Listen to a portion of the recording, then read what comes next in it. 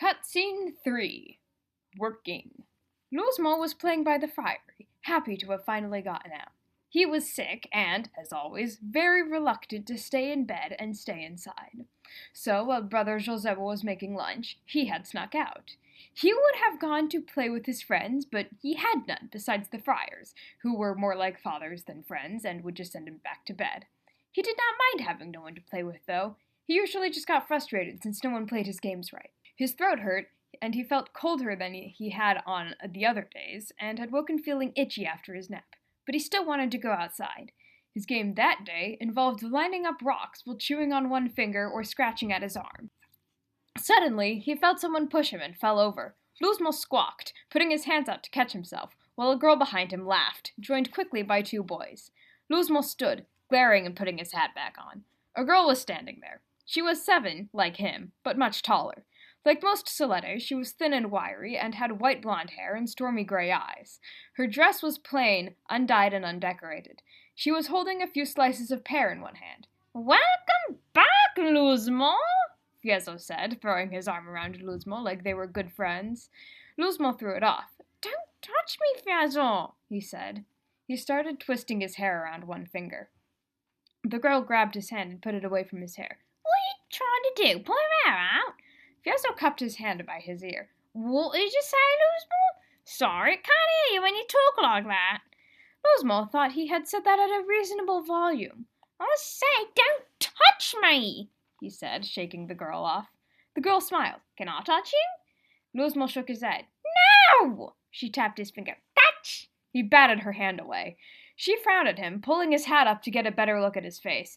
He tried to pull away from her and bat her hands away, but just ended up with his hat in her hands. She smiled. "You're already blushing? We haven't even done nothing yet." Now, Luzmo really was blushing. He had noticed his arm seemed red while he was getting dressed, but he had not asked Brother Joseba about it because he was worried the friar would start fussing over him, and then he would never be able to slip out. His face must have been red, too. "Give me my hat, Gesha," he said, trying to snatch it back from her. She dodged his attempts and held it up just out of his reach. Finally, she threw it away, and Luzmo ran after it. The other children followed him, laughing, and Gesha finishing her pear. "Brother Joseba said that you wouldn't come out cause you were sick," Izo said.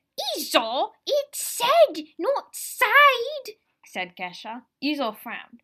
"But we say talked and walked, so it should be said." "Well, it ain't."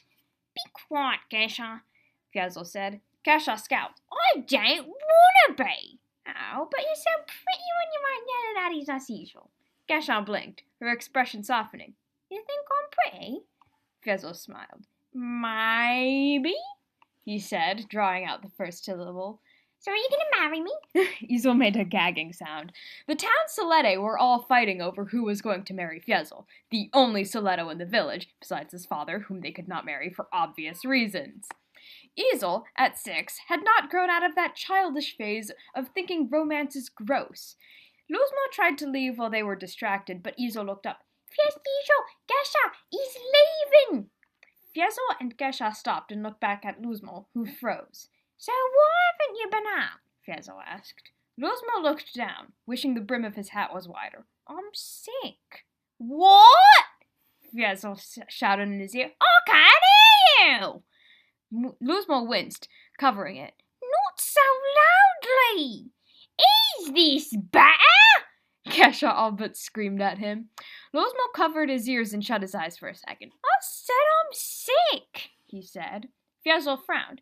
"But then why aren't you working?" "I told you, 'cause I'm sick."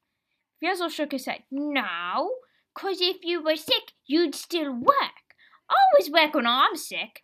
For about 30 minutes before Brother Gregio dragged him back inside and made him stay in bed, threatening anyone who tried to say otherwise with a stick and aggressively praying for them. No one could stop a Daoliran who wanted to help someone. "But that ain't good," Luzmo said. He said it very matter-of-factly. "Yes, it is," Fieso insisted. "You always got to work, even when you don't feel well." Luzmo shook his head. "No, it ain't. And you're just lying to make me feel bad, and bragging is bad, so you shouldn't be bragging about it like that." Fieso scowled. "I ain't bragging. Luzmo nodded. Yes, you are. I'm not. I too. Izo's expression had been souring since Luzmo accused Fieso of lying and bragging. He punched Luzmo in the face. The boy fell back in the grass, clutching at his eye, and started crying. Izo seemed to realize he had gone too far and crouched by him, apologizing and trying to calm him down, joined quickly by Fieso and then Kesha. Luzmo threw them off and ran away. Brother Josebo had realized he was gone and had come out, angry, but stopped when he saw that the boy was crying. Luzmo hugged him tightly and cried on him.